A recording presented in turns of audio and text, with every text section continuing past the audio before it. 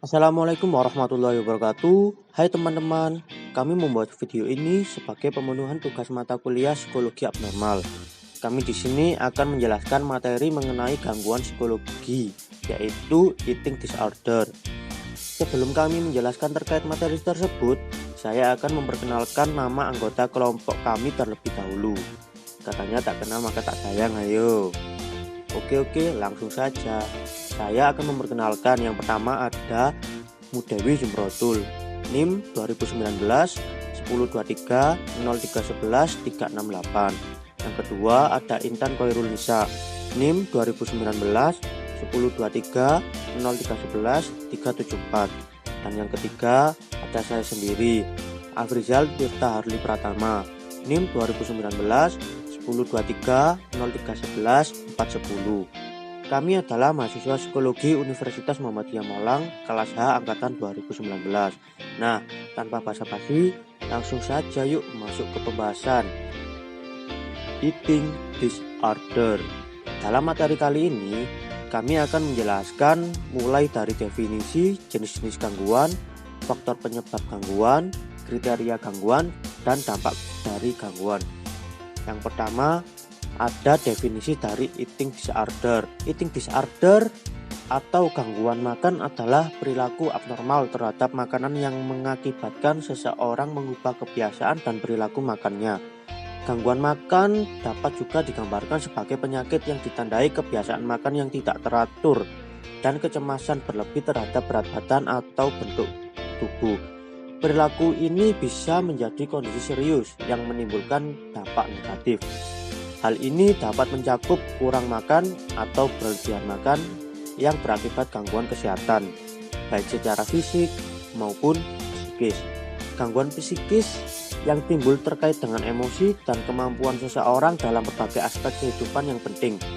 Sedangkan gangguan fisik dapat melibatkan kesehatan fungsi sistem pencernaan, tulang, gigi, dan mulut.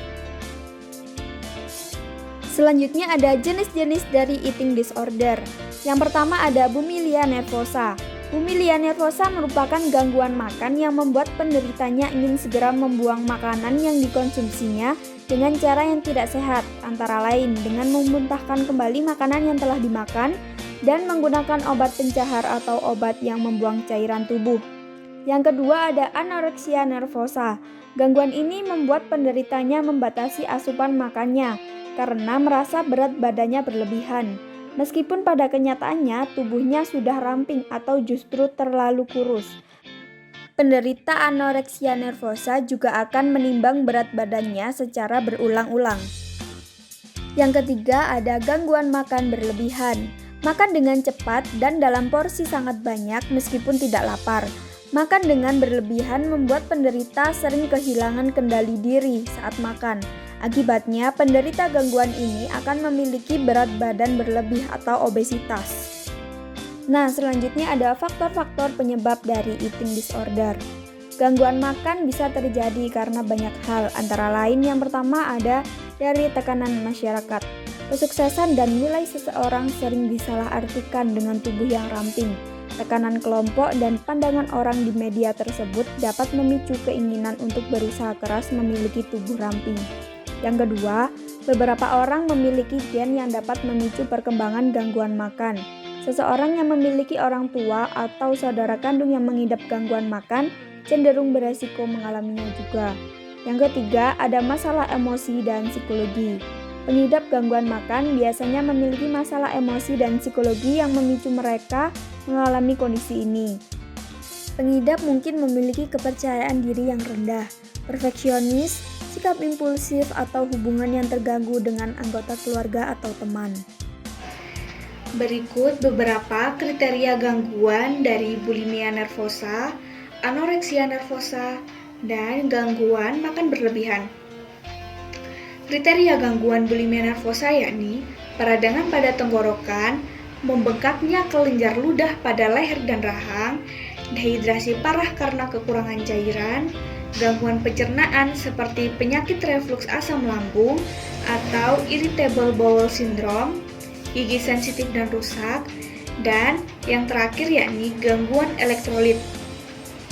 Beberapa kriteria gangguan dari anoreksia nervosa yakni tumbuhnya rambut atau bulu halus di seluruh tubuh atau biasa disebut dengan lanugo, kulit kering, otot menjadi lemah, sering merasa kedinginan akibat suhu yang rendah, menstruasi menjadi tidak teratur, bahkan tidak mengalami haid, hipotensi atau darah rendah, anemia atau kurang darah, tulang kropos, dan yang terakhir, beberapa organ tidak berfungsi atau biasa disebut dengan kegagalan multi organ.